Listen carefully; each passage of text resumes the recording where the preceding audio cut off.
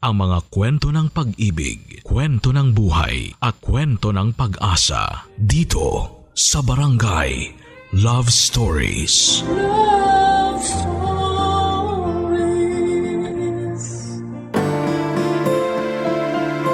Sinasabi na ang pinakamahirap na klase ng relasyon, ang LDR o long distance relationship. Sa kasalukuyang panahon dahil nga po sa teknolohiya ay nabawasan na ang lungkot na kaakibat nito. Ikaw kabarangay, gaano kalayo ang masasabi mong long distance relationship mo? Dear Papa Dudut, kumusta po kayo? Ako po si Christian pero ang tawag sa akin ay Titan. 44 years old na po ako at taga dito kami sa Ilocos. Dito na po ako pinanganak, Papa Dudut. Ang kwento ko po ay nangyari sa akin noong 2 taon na, Papa Dudut. Wala pa po akong asawa. Wala din pong karelasyon. Huli po ako nagka-girlfriend, 15 years old pa lamang ako. Hindi po maganda ang paghihiwalay namin kaya po siguro medyo may trauma ako sa pakikipagrelasyon. Nagkaroon po ako ng depression dahil sa paghihiwalay na yon. Alam ko po na bata ko pa ng panahon na yon pero may dahilan po kung bakit ako na-depress. Sa paglawig po ng kwento ko ay masasabi ko ang mabigat na kadahilanan. Sinabi ko po noon na ayoko nang umibig muli. Pero sabi nga nila ay hindi daw natin masasabi ang panahon. Kung darating man yon ay ipinapaubaya ko na lamang sa panahon, Papa Dudut. Sinasabi ko na hindi na mangyayari yon dahil yon ang nararamdaman ko. Pero nung nakaraang 2 taon ay aksidenteng nakita ko ang account ng dati naming kapitbahay. Umalis po ang pamilya nila at sa Maynila na nanirahan. Matanda po ako ng 3 taon sa kanya. 39 years old na po siya noong nagkita muli kami sa social media. Pero 13 years old lamang siya noong umalis sila dito sa lugar namin. Kaya munti ko na nga po siyang hindi makilala kasi medyo nagbago ang itsura niya. Ang bahay nila ay nasa kabilang kanto lang namin, mga kamag-anak nila ang tumira doon mula noong umalis sila. Ang tinutukoy ko po nga pala ay si Laika. Maganda na po noong bata si Laika pero mas gumanda po siya noong makita ko ang account niya. Alam ko noong pong hindi peke ang litrato niya at hindi na-enhance ng anumang AI. Pero mas napatunayan ko po yun nang matapos naming magpalitan ng mensahe ay napagdesisyonan namin na mag-video call. Sabi ko kasi masakit sa daliri ang magpipindot ng cellphone. Natawa pa siya. Sa kanya inamin na tama ako dahil nananakit din ang daliri niya. Kaya yun po muli kami nagkita sa pamamagitan ng teknolohiya, Papa Dudut.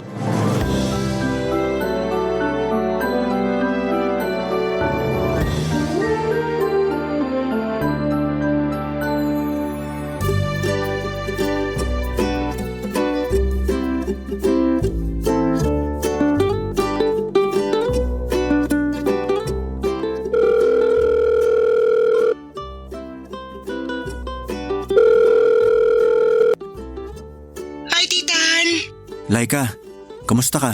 Okay naman, ikaw? Okay din. Salamat ah. Saan? Sa pagsagot mo. Oo naman. Kumain ka na ba? Ha? Oo. Buti ka pa. Hindi ka pa kumakain? Joke lang. Kumain na ako.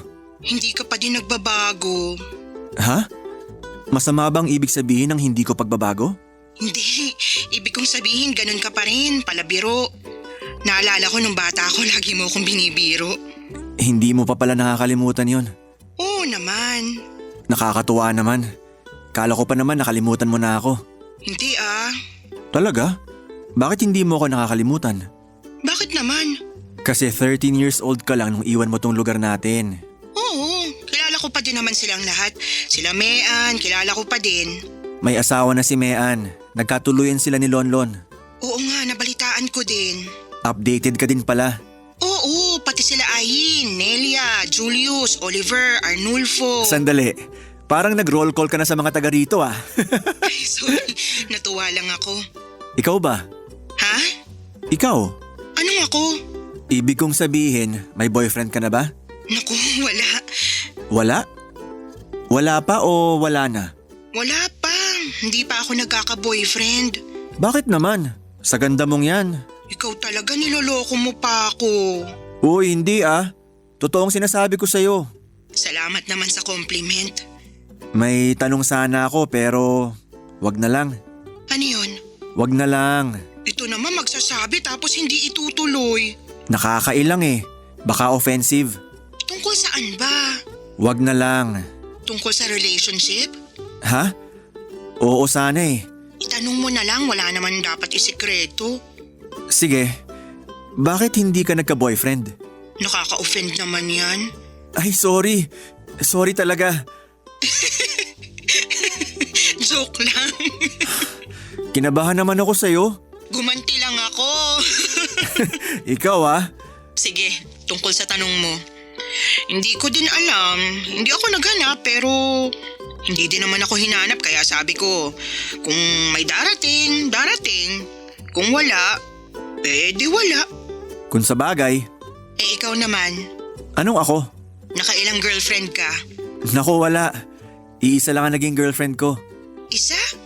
Ibig mong sabihin si Vanessa lang ang naging girlfriend mo? Iba talaga ang memory mo. Biruin mo, natandaan mo pa na si Vanessa ang naging girlfriend ko? Ako nga, nakalimutan ko na siya eh. Uy, bakit naman? Pero hindi din kita masisisi kasi hindi magandang paghihiwalay niyo. Oo eh. Ay, change topic na nga lang tayo. Sorry, naungkat ko pa. Hindi, okay lang. Matagal na yon kaya nakamove on na ako. Pero yun nga, nagka-trauma ako. Sorry talaga. Okay ka na ba? Okay na ako. Nice seeing you again ha. Hindi man personal pero at least nakikita natin ang isa't isa. Oo nga eh. Salamat sa technology. Ako din. Nice seeing you again. Papadudot yun ang unang pagkakataon na nagkita muli kami makalipas ang ilang taon. Yun nga lang, hindi sa personal. Pero kahit sa video call lamang ay para na din kaming magkausap ng magkaharap. Marami kaming napagkwentuhan, mga balik alaala. Kahit na hindi kami magkaedad noong mga panahon na yon. Dito sa probinsya namin ay magkakalapit lang naman ang mga tao. Madami siyang tanong tungkol sa ibang kakilala namin pero may mga iba kaming kaibigan na wala akong balita pero siya ay may balita. Kaya ayon ang dami ko ding nalaman sa kanya. Kung sinasabi niya na walang nagbago sa akin ay mas lalo siya. Maganda pa din siya, mabait, makwento, maalalahanin. Perpekto para sa isang girlfriend. Papadudot matagal natulog ang puso ko, matagal nagdamdam. Pero ewan ko po kung anong nangyari. Kasi kahit na hindi ko pa siya nakikita sa video noong nadaanan ko pa lamang ang account niya ay parang kinabahan ako. Tumibok bigla ng mabilis ang puso ko. Lalo pa noong makita ko siya at nagkausap kami. Hindi ko po alam kung nahahalata niya pero kinikilig po ako at conscious po ako na nagpapakyut sa kanya. Magkalayo kami papadudod pero hindi ko po naiisip yon. Ang iniisip ko ay kung ano ang isasagot niya kung sasabihin ko sa kanya ang tunay na nararamdaman ko.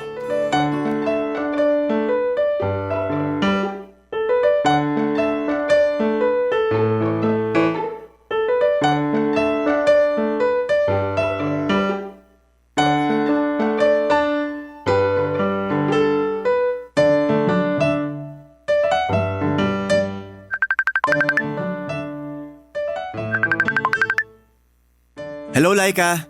Aba, ang taas yata ng energy mo. Wala lang, masaya lang. Bakit naman? Anong meron? Wala naman, kasi kausap kita. Ay nako, niloloko mo na naman ako. Hindi ah. Ikaw ba hindi ka masaya na makausap ako? Masaya naman. Bakit may naman? Napipilitan ka lang ba? Kung napipilitan ako, edi sana noon pa ako gumawa ng mga dahilan para wag na tayo magkausap. Oo nga. Masaya ako na makausap ka. Wala naman akong ginagawa sa umaga kaya gusto ko din ng makakausap. Alam mo, hindi ko na itatanong yan. Bakit sinabi mo tuwing umaga lang tayo mag-usap? Busy ka ba pag tanghali hanggang hapon? Oo, work from home ako after lunch hanggang alas 7 ng gabi. Nakakatawa, no? Ilang linggo na tayong magkausap pero hindi ko na itanong ang trabaho mo. Oo nga, ako din. Kasi puro pangangamusta ang napag-uusapan natin eh. Ikaw, anong work mo? Wala eh. Wala? Paano kabuhayan mo? Yung pensyon ni tatay sa akin nakapangalan. Sino kasama mo dyan? Ako lang mag-isa. Pero yung pinsan ko nagpupunta dito araw-araw at nag-aasikaso kung anong maitutulong niya. Eh paano pag natatapos tayo mag-usap, ano nang ginagawa mo? May hobby naman ako. Nag-uukit ako ng kahoy. Ay, ang galing! Paano yan? Eh di, ang dami mo nang naukit. Medyo, pero binibenta ko naman. Idinidisplay ko sa tapat ng bahay. May bumibili naman. Ay, nakakatuwa naman. Teka nga, hindi ba mahilig ka sa paru-paro? Oo, naaalala mo pa rin yun? Oo naman. Bakit mo natanong? Kasi igagawa kita ng paru-paro. Iuukit kita sa kahoy. Talaga? Oo, gagawa ko ng malaki. Sayang. Bakit naman? Magkalayo tayo. Oo, pero magkikita din tayo at ibibigay ko yun sa'yo. Nakakatuwa naman. Na-excite tuloy ako. Ako din na-excite na akong simulan. Mamaya mismo sisimulan ko na. Salamat in advance. Wag muna. Baka mamaya hindi mo magustuhan yung uukitin ko. Ano ka ba? Siguradong maganda yun. Salamat sa tiwala. Teka, nung bata tayo, hindi naman kita nakita na nahilig sa pag-uukit ah. Paano ka natuto? Alam mo, hindi ko din alam. Basta isang araw nagulat na lang ako na gusto kong mag-ukit. Ibig sabihin, nasa iyo talaga yung talent. Siguro nga. Ay teka, magkano pala yung gagawin mong paru-paro? Ano ka ba? Regalo ko sa'yo yun. Ay, salamat titan. Kaya lang baka makaistorbo yung gagawin mong para sa akin sa mga binibenta mo ha. Hindi ah. Madami akong oras para sa'yo. Ikaw talaga. Laika, Bakit? may gusto sana akong itanong. Kaya lang nahihiya ako. Ano ka ba? Sa tinagal-tagal na natin nag-uusap ngayon ka pa nahihiya. Tungkol kasi sa… Tungkol saan? Pwede ba kitang ligawan? Ligawan? Oo. Ibig mong sabihin sa dami ng pag-uusap natin, hindi ka pa pala nanliligaw sa akin? Akala ko nga tatanungin mo na ako tungkol sa sagot ko eh. Ha? Kung nililigawan mo ko, sinasagot na kita. Totoo ba yan? Oo. Papadudot ang bagal ko kaya naman inunahan ako ni Laika. Hindi ko alam kung anong uunahin ko noon, kung ang pagkabigla o ang saya. Akala tuloy niya ay hindi ako masaya, pero alam niya naman kung bakit ganon ang reaksyon ko.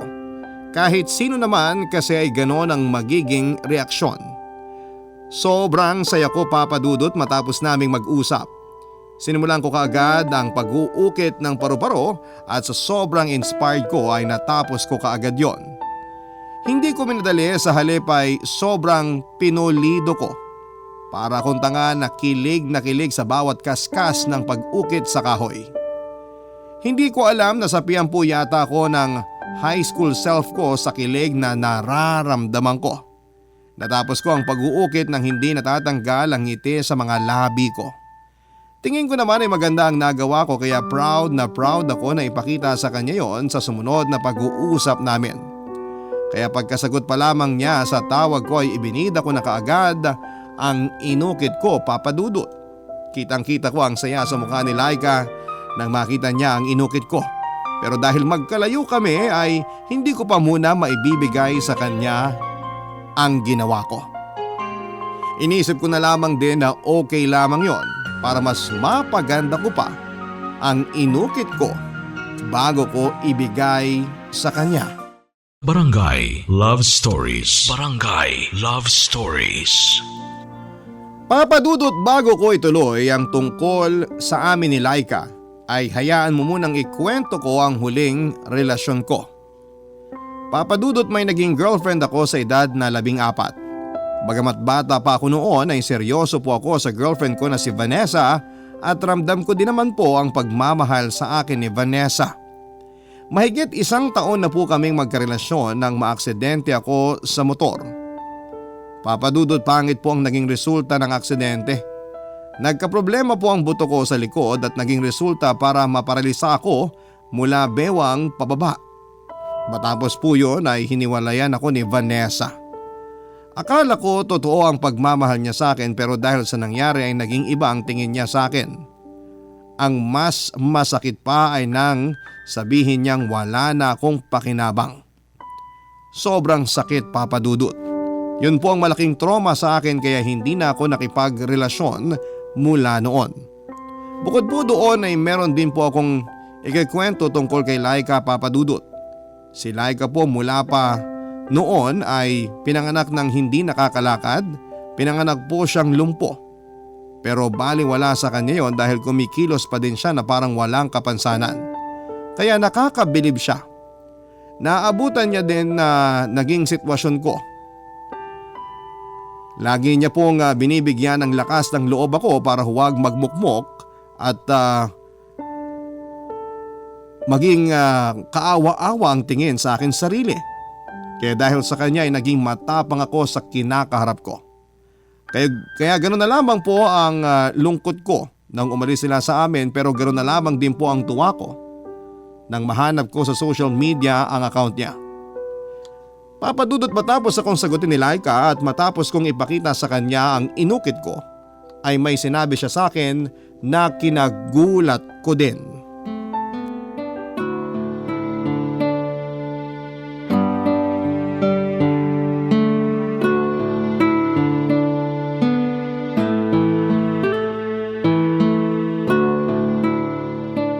Nagustuhan mo ba?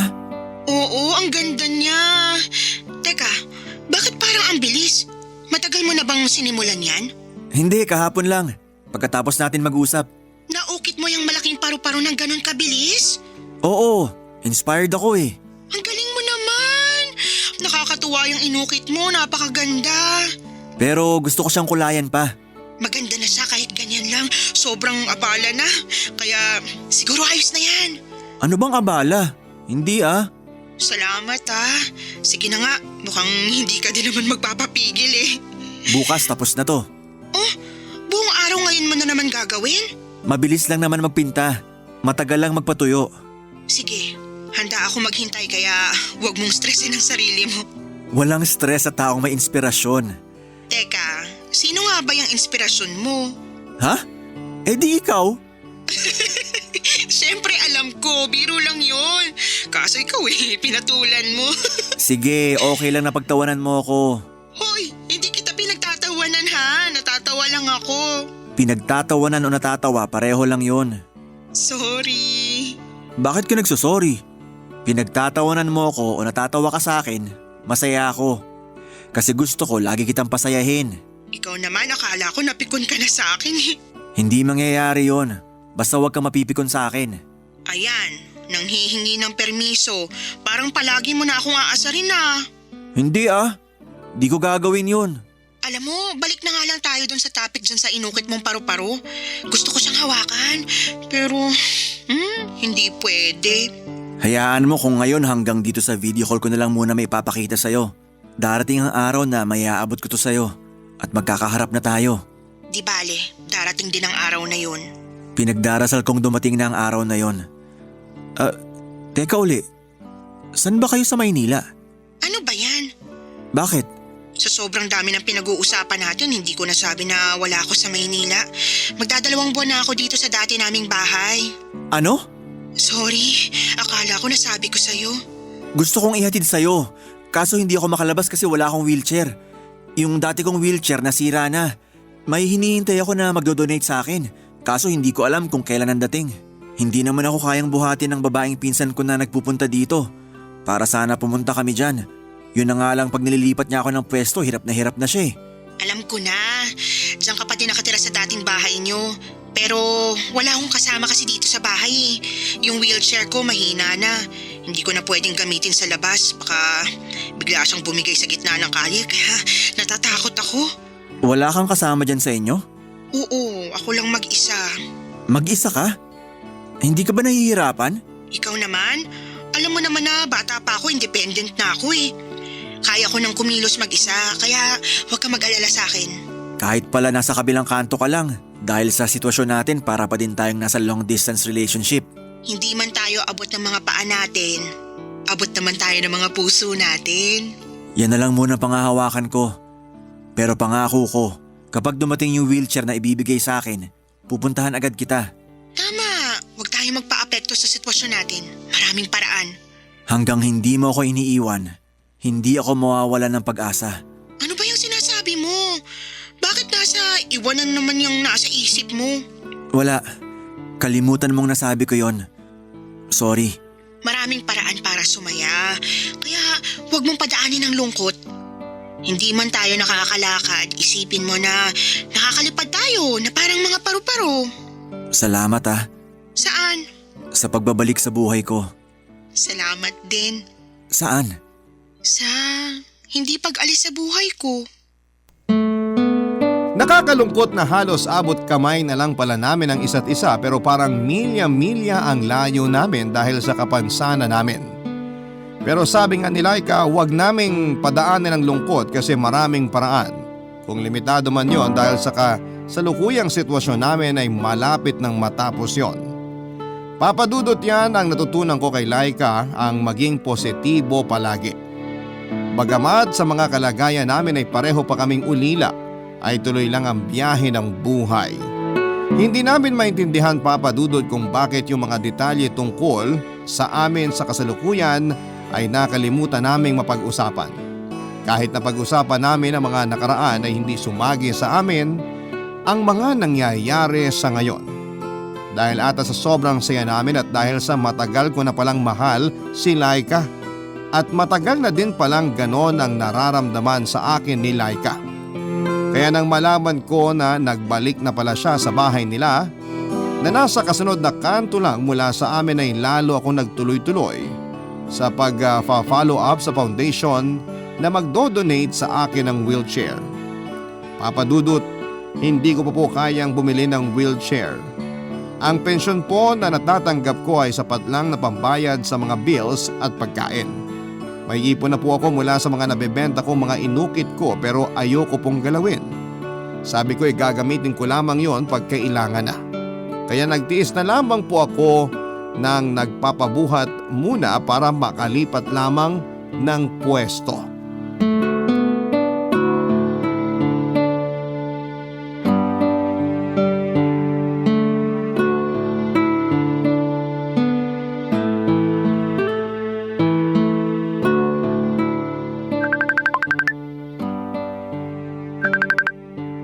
Hello, mahal. Aba, ngayon mo lang ako tinawag na mahal ah. Nag-isip ako kung anong magandang tawagan natin. Naisip ko, mahal. Hindi mo ba gusto?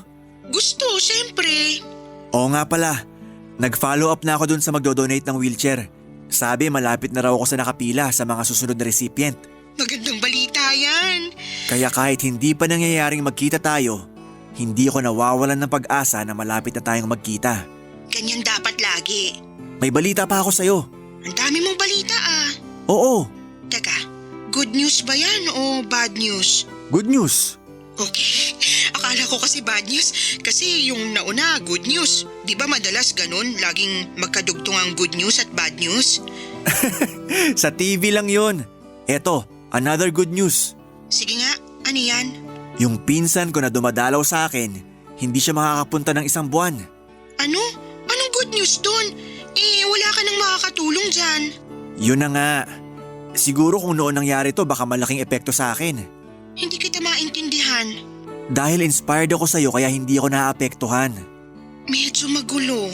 Sabi ko sa sarili ko, kung ikaw nga na babae kaya mo mag-isa, ako pa ba? Wala naman sa pagiging babae o lalaki ang maging independent. Nasa tao yun. Tama ka. Kaya kakayanin ko. Paano ka lilipat ng pwesto? Kaya ko naman iusog ang sarili ko pag nakaupo ako sa kama. Bago siya umalis, pinalagay ko sa kanya mga kailangan ko sa paligid ng kama para uurong na lang ako kung ano man ang kailangan kong gawin. Sigurado ka ba? Oo, Sige, basta mag-iingat ka. oo. Teka, nakahiga ka ba? Oo. Pagod ka ba? Gusto mo mamaya na tayo mag-usap? Hindi, masama lang ang pakiramdam ko. Ano?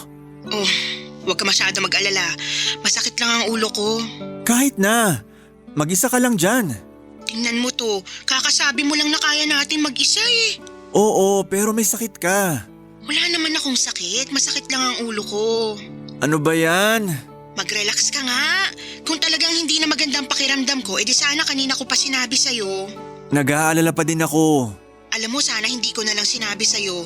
Di bale, sa susunod na may maramdaman akong di maganda, hindi ko na lang sasabihin sa'yo. Wag naman ganon. Oh, mag-relax ka. Kasi gusto ko ikaw din ganun. Kung ano man ang nararamdaman mo, gusto ko sasabihin mo sa akin. Sige, hindi na ako magpapanik. Basta i-assure mo sa akin na hindi malala ang nararamdaman mo ha. Masakit lang ang ulo ko. Sobrang tagal ko siguro kasi nakatapat sa computer eh. Huwag ka na muna kaya mag-computer. Ano ka ba? Alam mo naman trabaho ko yun.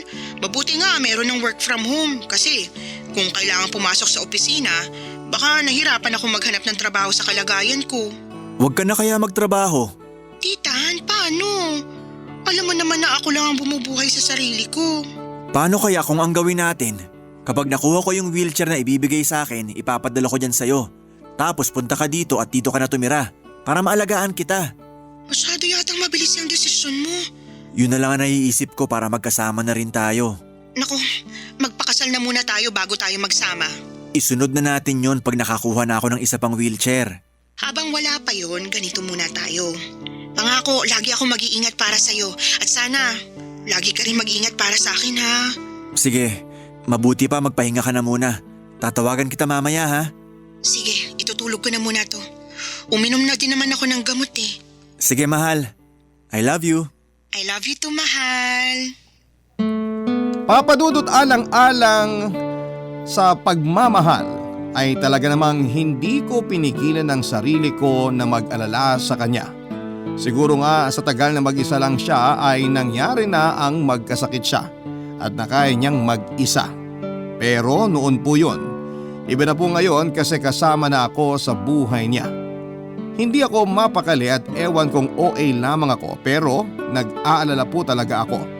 Inaabangan ko po ang oras para tawagan ko siya at ina-adjust ko po ng paunti-unti pag sa tingin ko ay natutulog pa siya para hindi po ako makaistorbo. Na mag-aalas 5 ng hapon ay saka ako tumawag. Nag-ring po ang cellphone niya pero biglang nawala. Inulit ko po ang pagdadial pero hindi na nagre-ring. Papadudot gulong-gulo na ang isipan ko kung ano na mga pumapasok sa isip ko at wala akong magawa. Hindi ko siya mapuntahan at wala akong wheelchair. Ang pinsan ko naman po ay nasa malayong lugar at isang buwan pa bago bumalik. Buong magdamag akong nagdadial pero hindi na po talaga nagre-ring. Hindi po ako makatulog at paulit-ulit ko siyang tinawagan.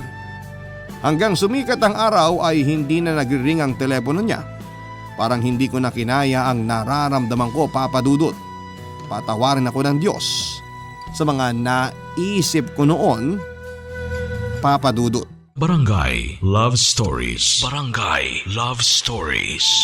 Parang bumagsak na sa akin ang langit at lupa, Papadudot. Iba na ang takbo ng isip ko. Hindi ko ata kakayanin na may mangyari kay Laika.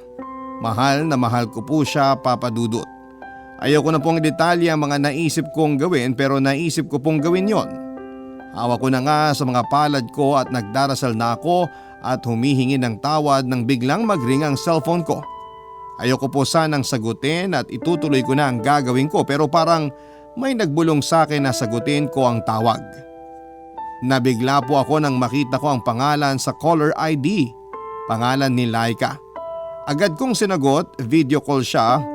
Parang may sumampal sa akin para magising ako nang makita ko si Laika sa screen ng cellphone ko. Mali ang iniisip ko. Napaiyak na lamang ako at nag-alala si Laika dahil sa mga nakita niya. Ako naman ay nagpalusot na lamang na nagwo-worry lamang ako sa kanya kaya ako naiyak. Totoo naman po yun pero ang isa po sa iniyak ko ay paano kung natuloy ko ang binabala ko. Saka humingi ng tawad si Laika. Nakatulog pala siya ng diretso hanggang noong mag-umaga at ang cellphone niya ay hindi niya napansin na naglobat na pala. Nakita na lamang niya ng umaga kaya agad siyang nag-charge. Kaya pala noong pagtawag ko ay biglang namatay. Nawalan pala siya ng baterya. Yung sakit ng dibdib ko ay nawala noong malaman kong maayos si Laika. Hindi ko din sinabi sa kanya ang naisip ko dahil siguradong mag-aalala siya. Lalong lumalim ang pagmamahal ko sa kanya dahil sa mga nangyari, Papa Dudut.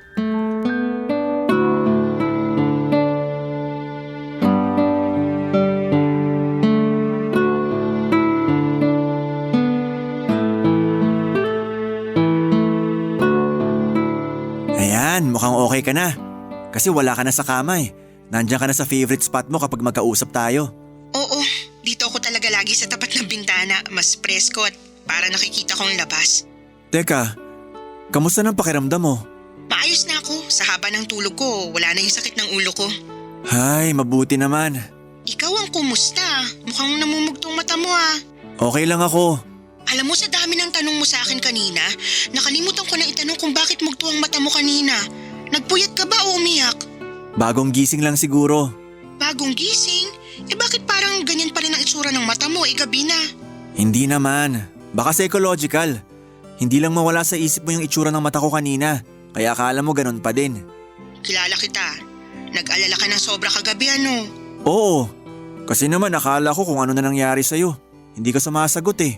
Sorry talaga, mahal. Di bale, lesson na sa akin yun na laging isi-check ang cellphone ko kung low bat na, lalo na bago matulog. Oo, mahal. Tama yan. Sorry na. Kalimutan mo na yon. Natulog ka ba mula kaninang umaga matapos natin mag-usap? Nakaidlip lang. Hindi na ako makatulog eh. Bakit? Nag-aalala ka pa din? Hindi, may hinihintay kasi akong tawag. Tawag? Nino? Uy, nagsiselos ang mahal ko. Nakakainis ka. Tinatanong ko lang. Bakit? Okay naman magselos ah. Cute nga eh. Hindi nga kasi ako nagsiselos. Nagtatanong lang. Ay, napipiko na. Talagang mapipikon ako pag di mo pa sinabi. Eto na nga eh. Hinihintay ko ang tawag ng foundation na magdodonate ng wheelchair. Ano sabi nila? Susunod na daw ako sa mabibigyan. Wow, good news! Oo nga eh. Bakit parang ibang nararamdaman mo? Ayaw mo ba na magka-wheelchair ako? Siyempre gusto. Huwag mo na lang akong pansinin. Hindi naman pwede yun. Maging masaya na lang tayo sa good news mo. Hindi, mahal. Hindi ako magiging masaya kung malungkot ka. Hindi naman ako malungkot dahil magkaka-wheelchair ka na. May naisip lang ako. Ano yun? Sabihin mo sa akin. Kasi parang sumalungat yung sitwasyon ko sa'yo. Paanong sumalungat? Kanina kasi nung hilahin ko yung wheelchair biglang bumigay. Ha? Anong nangyari? Ewan, basta nabali na lang yung suporta niya. Nabagsak ka? Hindi. Hindi naman ako nakasakay nung bumagsak siya eh. Ay, salamat naman. Oo nga eh, buti pala na-check ko muna. Yun nga lang, wala na ako magagamit pag lipat-lipat sa bahay. Di bale, ganun pa din. Kung ayaw mong dito na tumira, ipapadala ko na lang yung wheelchair dyan sa'yo para may magamit ka. Sandali, sa'yo yun. Mas kailangan mo yun para makagalaw ka naman dyan sa bahay mo. Makakagalaw ako dito habang ikaw alam kong hindi. Siguro babawasan ko na lang muna yung ipon ko para pambili ng wheelchair. May mura naman siguro. Huwag ka na muna bumili. Huwag mo muna galawin ang ipon mo. Wala pa naman agad. Basta, gagawan ko ng paraan. Paano? Hayaan mo na akong dumiskarte. Teka, huwag ka mag-isip ng masama ha. Ano naman ang iisipin ko? Malay ko, kasi dahil may wheelchair ka na, maisip mong maging snatcher. Ano? Paano mangi-snatch ang naka-wheelchair? Ikaw talaga? Ayan ang gusto ko. Tumawa ulit tayo ng sabay. Papadudot malakas ang paniniwala ko na makagagawa ako ng paraan. Hindi ko alam kung ano at paano pero positibo ako na may magagawa ako.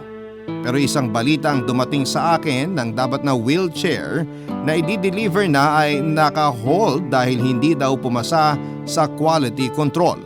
Mahina daw ang pagkakagawa. Wala naman ako magawa, Papadudot. Nalungkot ako ng sobra.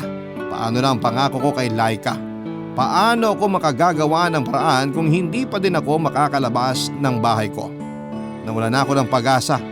Kinailangan kong tawagan agad si Laika para ibalita ang lahat. Hindi naman sumama ang loob ni Laika. Sinabi na lamang niya na magtiwala lang at may darating na para sa akin. Kahit napakalma na ako ni Laika ay hindi pa din ako napanatag. Kung ako lang naman ay okay lang pero si Laika kasi ang inaalala ko. Kinabukasan ay tumawag uli ang foundation at binalita sa akin na yung nauna sa akin ay hindi nag-claim ng wheelchair niya kasi may ibang nag-donate sa dapat na recipient. Laking tuwa ko. Hindi literal pero masasabi kong parang nagtatatalon ako sa sobrang tuwa. Darating na daw ang wheelchair bago magtanghali. Excited ako. Hindi ko muna ibabalita kay Laika hanggang hindi ko nauupuan ng wheelchair. Mahirap na kasi baka maudlot na naman ay mapahiya na naman ako kay Laika. Dumating ang tanghali at dumating na din ang pinakahihintay ko. Agad ako nagpatulong sa pinsan ko para makasakay sa wheelchair at makalabas ng bahay. Sosorpresahin ko si Laika.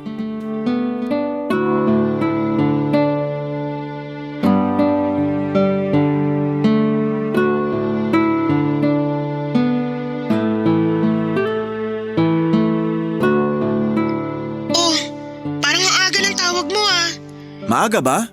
Tanghali na nga eh. Ibig ko sabihin, usually ang tawag mo umaga o gabi. Ngayon ka lang tumawag ng tanghali. Maiba lang. Ikaw talaga? Busy ka ba? Hindi, Sabado ngayon rest day ko. Sabado na ba ngayon?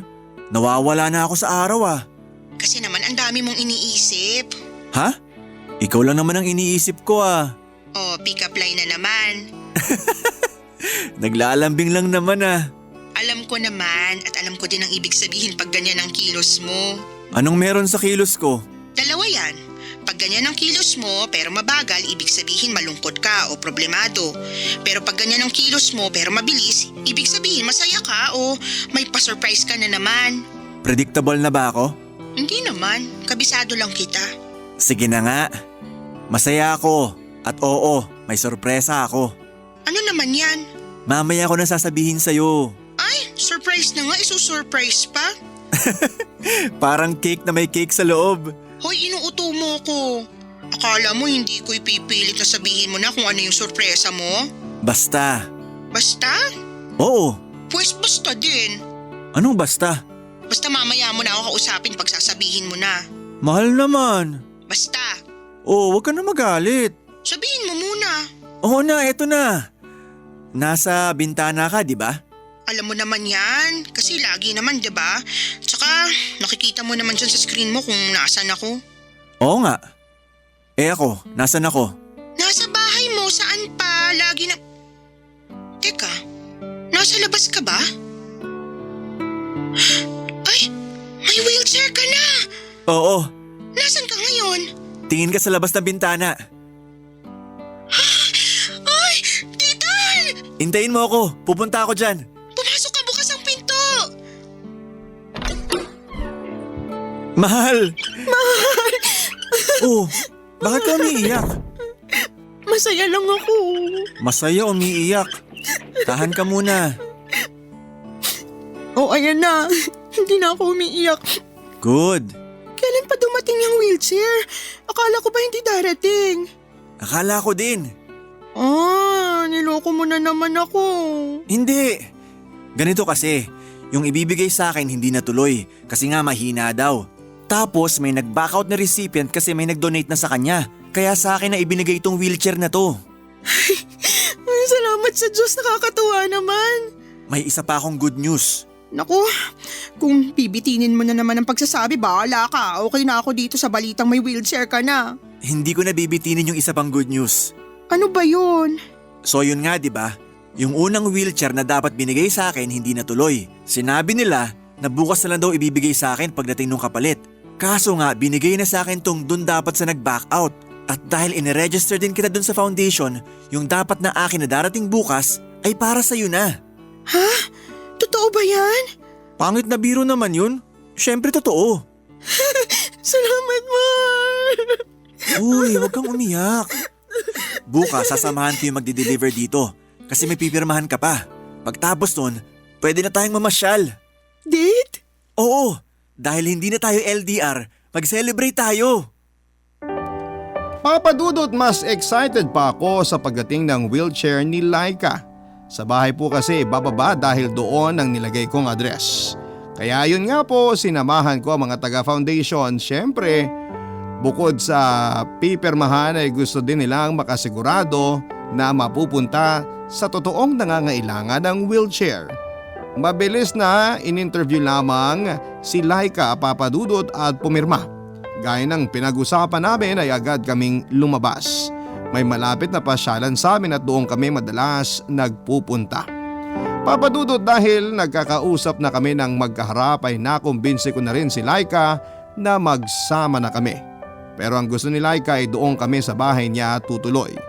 Pumayag na ako, total isang kalye lang naman ang layo sa bahay ko. Kaya pwede akong dumalaw palagi dahil kaya ko na ngang magbiyahe. Salamat sa wheelchair ko. Sa pagsasama namin ni Laika ay nagplano na namin ang mga pangarap namin na kasal. Mangyayari na siya sa 1 taon, Papa Dudut. Gusto kasi naming planuhing mabuti ang lahat.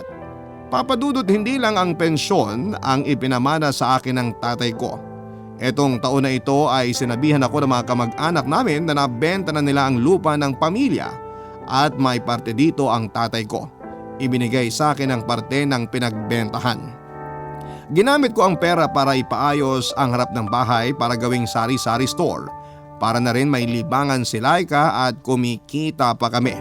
Pero tuloy pa din siya sa work from home niya. Ang bahay ko naman ay pinaayos ko para maging shop, para may lugar ako sa pag-uukit ko.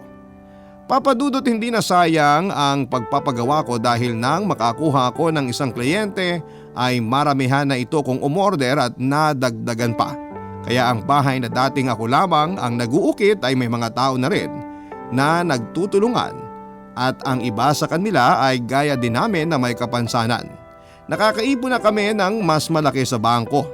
Papa Dudut, may anak na po kami at normal po siya. Kaya ang iniipon namin ay para sa kinabukasan ng anak namin at mga magiging anak pa namin. Napakalaki ng nagawa sa amin ng wheelchair, Papa Dudut. Marami kaming nagagawa at ang pinakamalaking nagawa nito sa amin ay ang paglapitin kaming literal para hindi na kami maging LDR. Kaya gusto naming ibalik ang sayang ibinigay sa amin ng wheelchair. Sa tuwing kikita po ng malaki ang shop ay nagdo-donate kami kahit pa isa-isa ng wheelchair sa foundation. At gagawin namin yon palagi bilang pasasalamat. Salamat po, Papa Dudut, sa pagbibigay daan sa aking kwento. Mabuhay po ang Barangay Love Stories at nawa ay manatiling #1 ang Barangay LS. Ang inyong forever kapuso at ka-barangay, Titan. Nagustuhan ng iyong napakinggan? Ituloy yan via live stream sa www.gmanetwork.com/radio. Barangay LS 97.1 Forever